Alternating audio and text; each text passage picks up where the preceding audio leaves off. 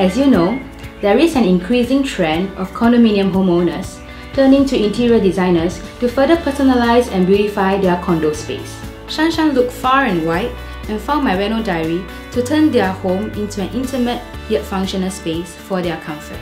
To combat the lack of space, we make use of the layout around the TV to create additional storage placements for the homeowners. This brilliant use of space is reserved exclusively for smaller apartments. Next, we proceeded to increase the storage space in the living room. Instead of piling it with cupboards, we utilized the higher roof and customized ceiling cabinets at the dining area. Mirrors were also used to amplify the living room space.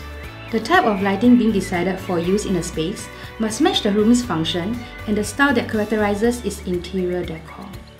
Being welcoming and relaxing is a key topic. The color combination we chose warmly usher people in, making a suitable environment for rest and relaxation. A dark palette is used to add a warm and luxurious feeling to the space. Lastly, smart lighting accentuates a modern and cozy environment for the homeowners. Yeah, so overall we wanted to create a living space that's cozy and has a little bit of hotel feel.